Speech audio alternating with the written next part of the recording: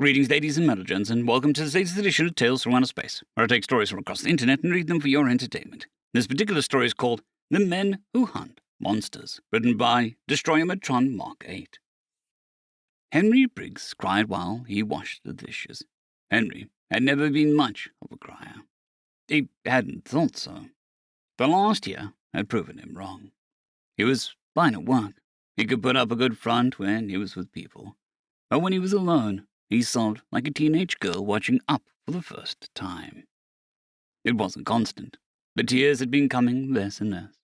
Henry had held out hope that he might finally be healing. Hell, maybe he was. But that didn't change the fact that he was blubbering over his sink. "Is this a bad time?" The voice came from his right. Henry reacted on reflex. He snatched a steak knife from the drying rack and lunged at the figure who had appeared beside him. The hand caught his wrist like a vice. Henry tried to ram his knee into the intruder's groin, then surged forward with a headbutt. The other man calmly shifted out of the way with both attacks. "Forgive my intrusion," said the other man. He was tall and lean and dressed all in black. Black pants, black boots, black trench coat. He had a black T-shirt with the words "serial killer" emblazoned across it in white letters. The intruder's hair was bone white, spilling down his shoulders like some kind of emo fashion model. His eyes were a blue so bright they almost glowed. The intruder was the prettiest man Henry had ever seen. Henry hated him on sight. "I'm aware that I was not invited into your home," the man continued. He released Henry's wrist and stepped back. "I formally waive all expectations of guest rights." His voice was deep and sonorous and smooth. There was an edge to it. Not danger, but amusement. Like he was secretly laughing at Henry. "Who the hell are you?" Henry demanded. He debated trying to punch the prick again, but thought better of it. Instead, he stepped away from the sink, getting closer to the drawer that held his kitchen gun.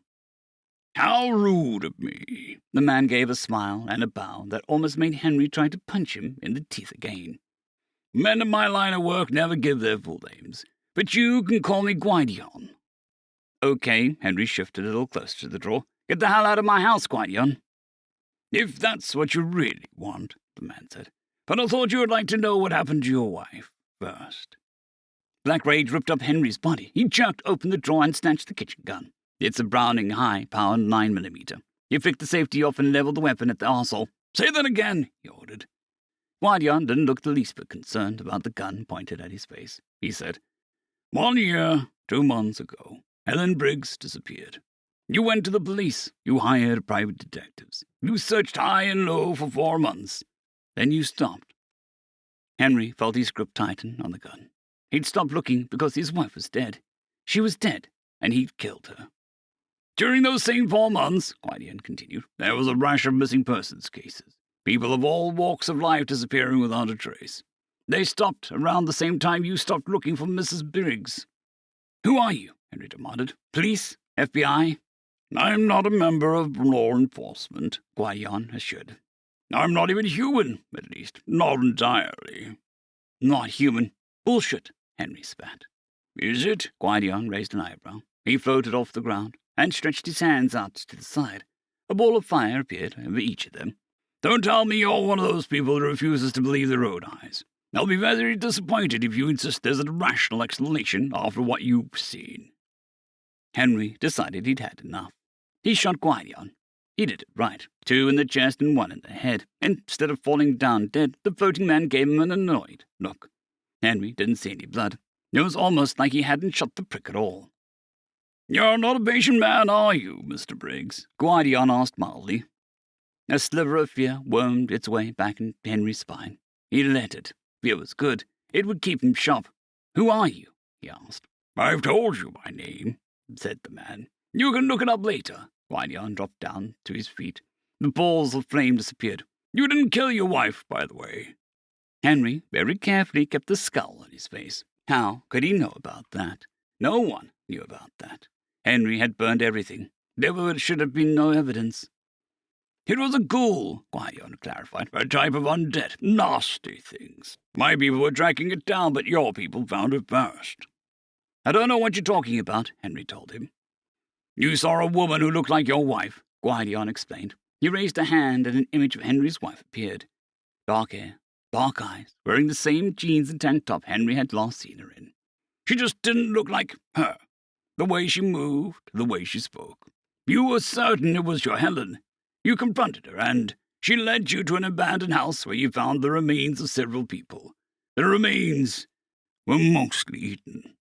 There was an altercation, Guardian continued. I don't have all the details, but I surmise that the creature tried to eat you. You managed to cave in its skull. Henry said nothing. He seriously considered trying to shoot Guardian again. You did not know, Guardian informed him, was that destroying the brain is not enough to kill a ghoul. If you'd killed it, the glamour would have stopped working. The image of Helen changed. Instead of a beautiful woman, there was a rotting corpse and claws and jagged teeth. It would have looked like this. Fortunately, the head trauma you inflicted was enough to keep the ghoul immobile. It was immobile long enough for you to set fire to it, along with the other bodies and the entire abandoned house. Guardian snapped his fingers. The corpse burst into flames and disappeared. There are very few ways to permanently kill a ghoul. Immolation is one of them. Henry stared at Guardian for a moment, thinking. Then he shook his head. You don't know what you're talking about. You don't have to admit it, Mr. Briggs, Guardian informed him. I already told you. I am not with law enforcement. No, Henry growled. You don't get it, he froze, as the memories washed over him. He felt his eyes water, but his voice was steady. It was her. I talked to her, held her. She knew things only Helen would know. Ghouls take the memories and skills of the people they consume, Guardian told him. I'm sorry, Mr. Briggs. Your wife was killed and eaten. The thing you killed was not her. It was a murderer, he grimaced. I know it's not much comfort, but you are not the one who killed your wife. You are the one who avenged her. Avenged her? It was a nice thought. Henry was sure that he would never forget the horror of that night. He'd spent the last year thinking his wife had been some kind of crazed cannibal monster. Now she might not be. It wouldn't make Henry miss her any less, but at least he wouldn't have to be so ashamed when he cried for her. Unless the Guardian was lying, Henry was an idiot. He could buy the idea of magic and monsters, but that didn't mean that this guy was on the up and up.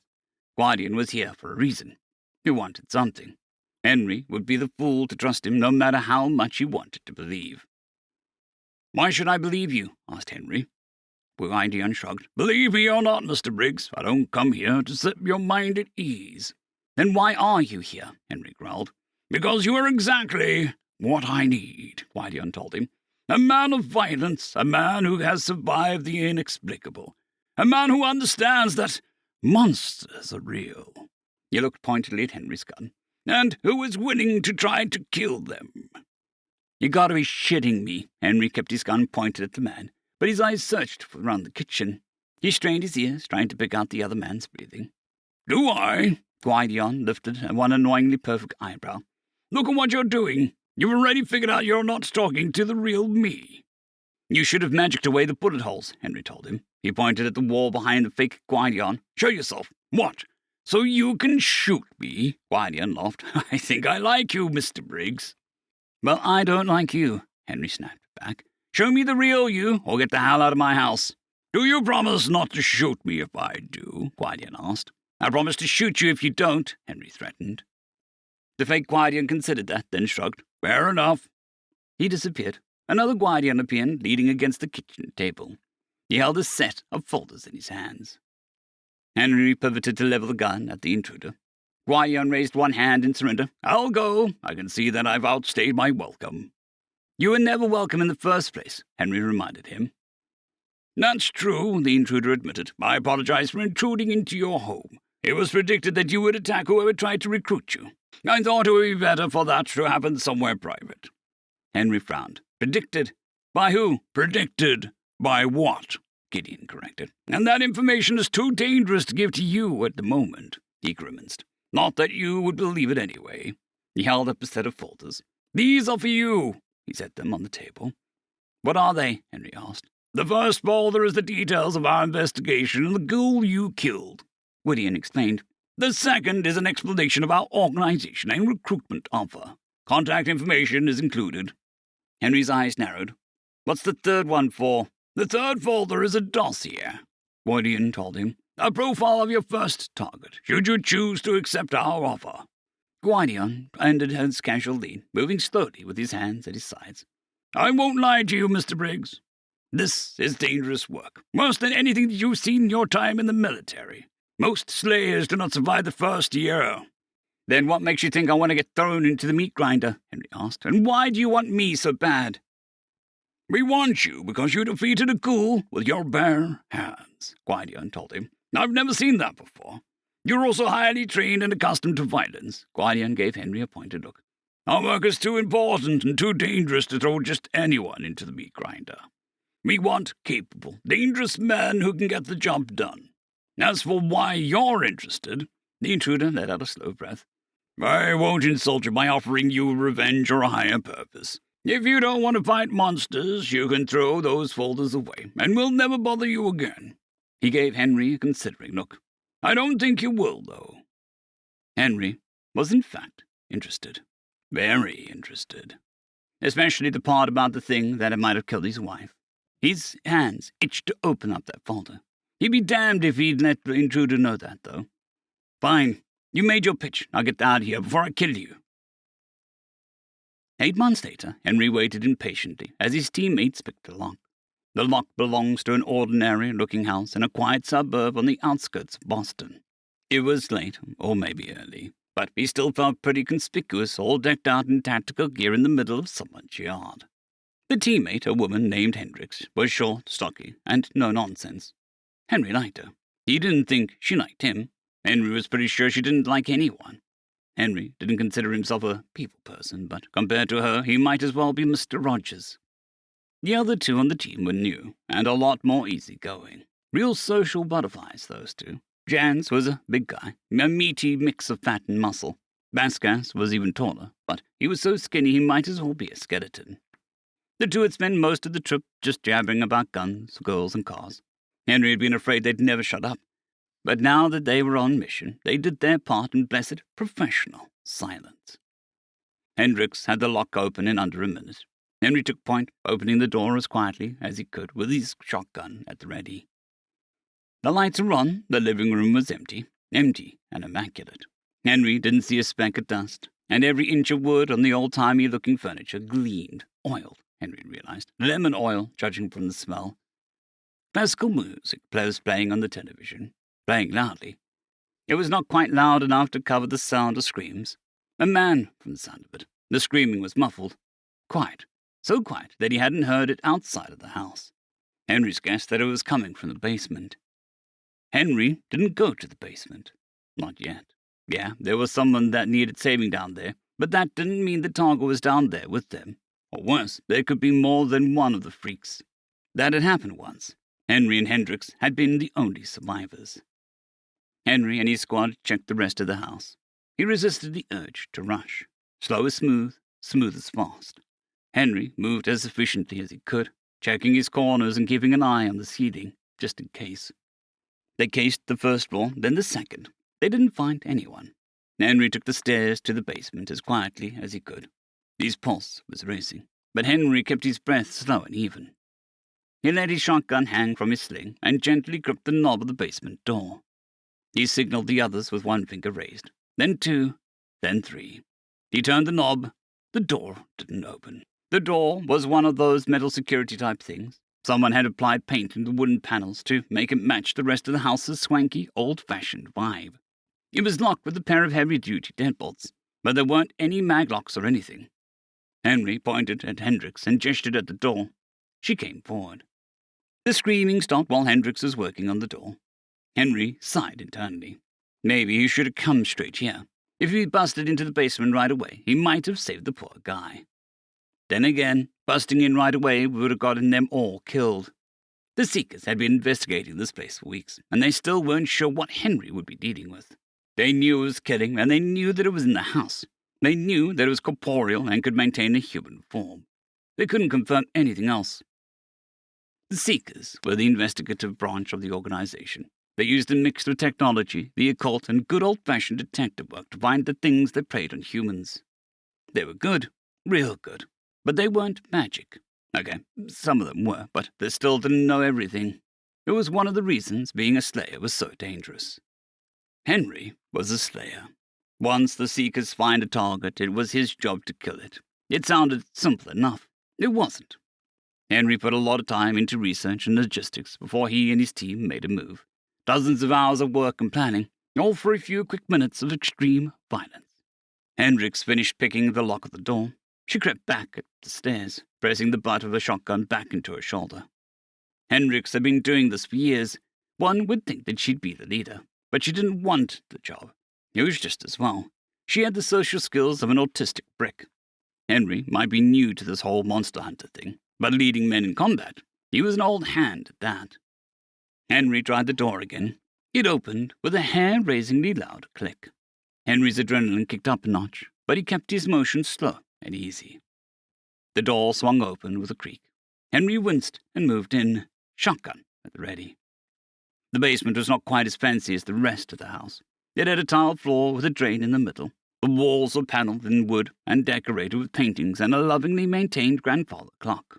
A large wooden table was set up in the far side of the room. The table was equipped with medical restraints, which were currently wrapped around the body of a shuddering human being, a fit man in his 20s. He was sobbing. Most of the skin had been removed from his legs. On the other side of the table was a target. He appeared to be a short older man in spectacles. He wore an apron, a clear plastic face shield, and rubber gloves that went up to his elbows. He was hunched over his victim, scalpel in hand. He glanced up at the sound of the door opening, then jerked upright. "You shouldn't have." The man's dangerously annoyed glance switched to wide-eyed fear when he saw the gun in Henry's hand. "Wait!" He raised his bloody hands. "I can." Henry shot him in the elbow. The man screamed and dropped the scalpel.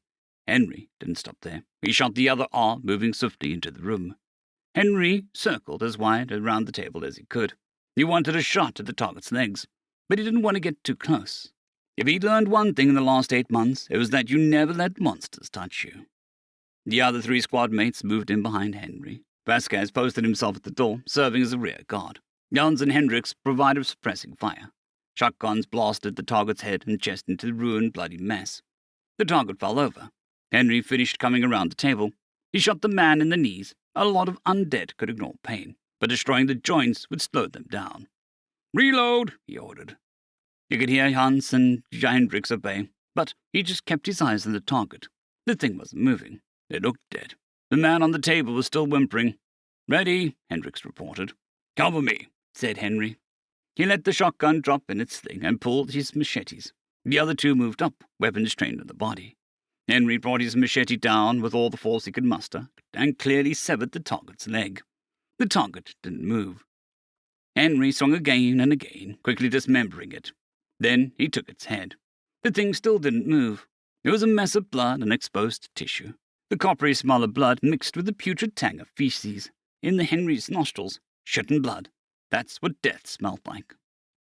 The corpse still wasn't moving. Henry kicked the head away from it, then tossed the arms aside for good measure. "Oh, Jans broke into a cough. Zeta 1, I don't think that's a monster." "That's what I said on my first hunt," Henry told him. "The ghoul didn't drop the glamour until we set it on fire." "Yeah," Jans agreed. "But that guy didn't fight like no ghoul. I think that's just a guy." A hint of doubt made Henry frown. Did he just kill a normal human? His eyes fell on the man on the table. Henry noted the cut in the man's arm. The target had been skinning the poor bastard alive.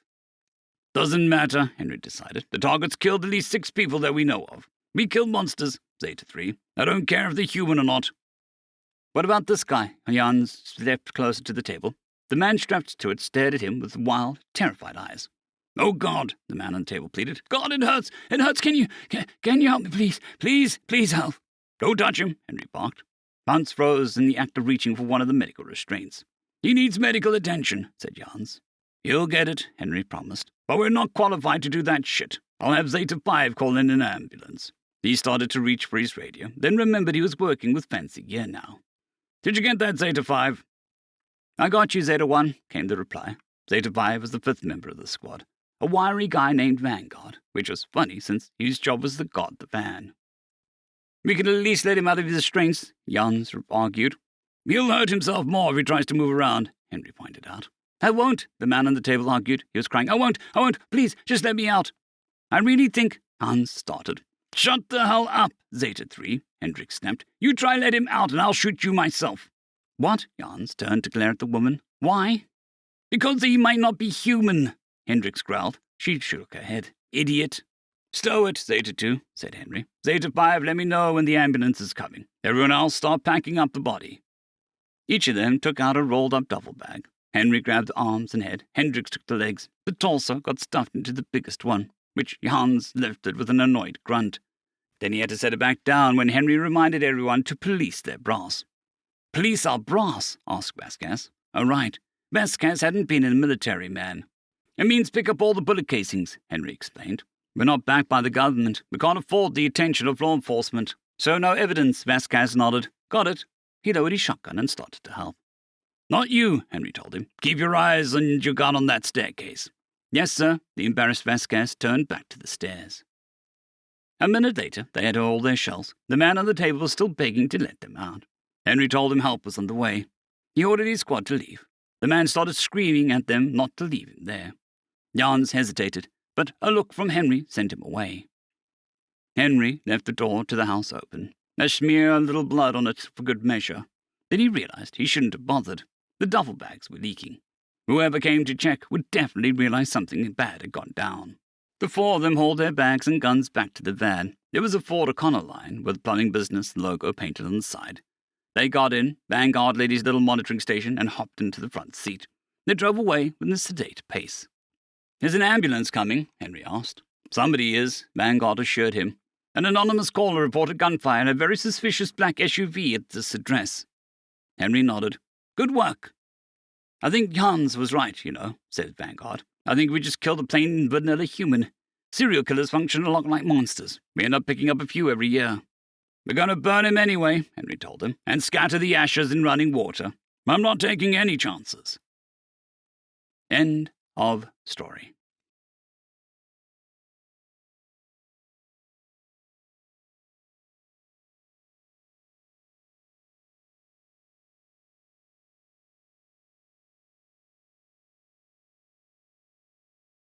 I'd greatly like to thank our Tier 5 channel members, Caspar Arnholt, John Creighton, Manatharia, 050, Dragzoon WRE, and Elijah Silvercross.